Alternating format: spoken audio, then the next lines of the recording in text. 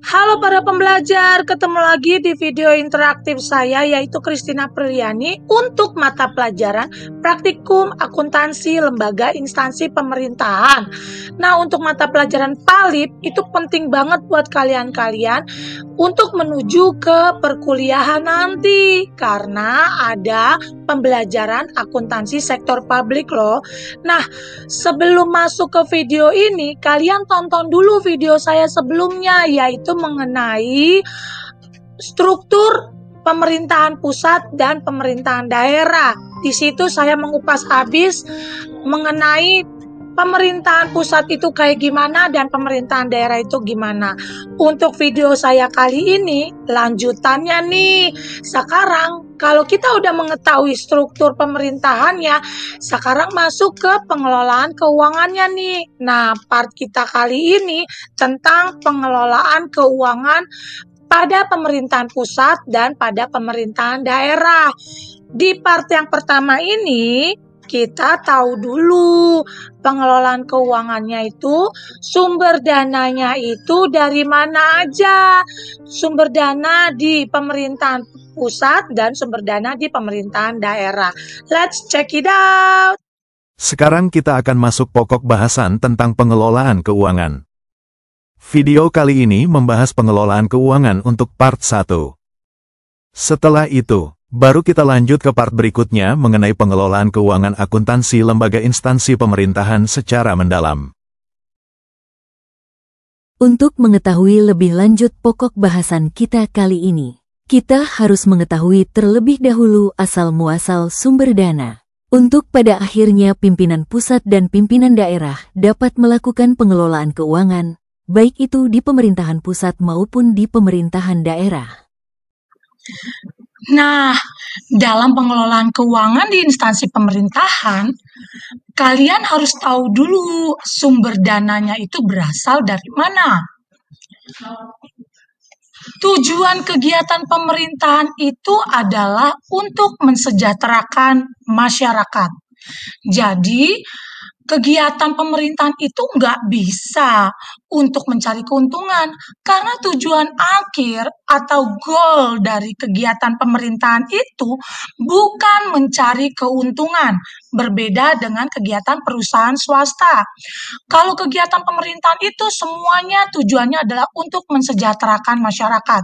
Sehingga artinya kegiatan-kegiatan yang harus dilakukan oleh pemerintahan itu untuk mensejahterakan masyarakat.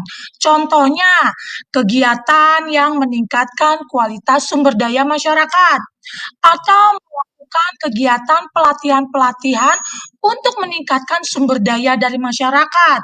Dan pelatihan-pelatihannya harus pelatihan yang berkualitas. Atau bisa juga meningkatkan daya ekonomi masyarakat dengan meningkatkan sumber lapangan kerja dan lain-lain.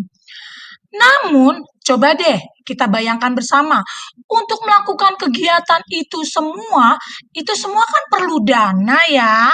Sehingga ketika kita membicarakan atau ketika kita masuk dalam materi pengelolaan keuangan daerah sekalipun, kita harus tahu sumber dana yang dikelola oleh keuangan daerah maupun pemerintahan pusat itu berasal dari mana.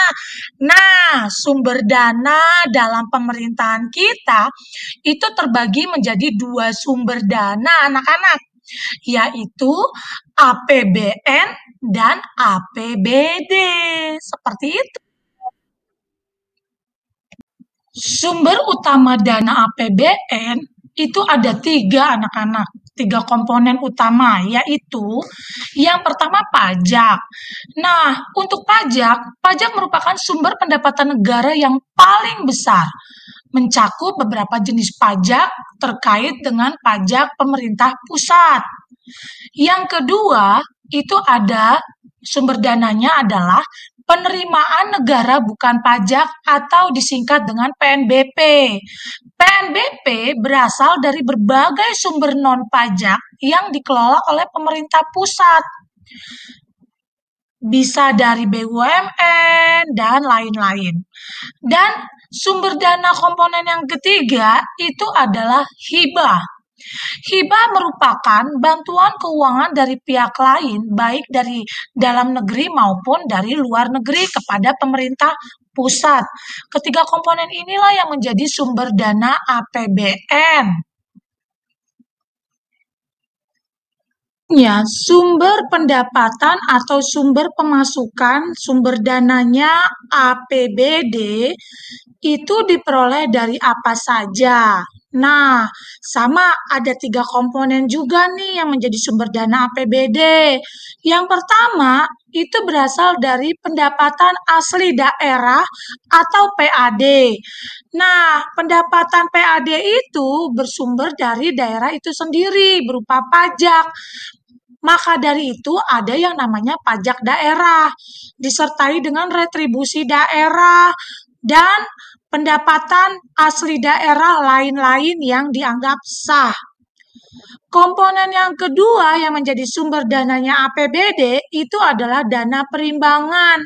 Dana perimbangan merupakan dana yang dialokasikan oleh pemerintah pusat kepada daerah, terdiri dari dana alokasi umum atau disingkat dengan DAU dan dana alokasi khusus yang disingkat dengan DAK serta dana bagi hasil, di mana dana ini, dana bagi hasil merupakan dana yang dialokasikan penerimaan pajak pusat yang diserahkan kepada daerah. Jadi kita ada presentasinya juga.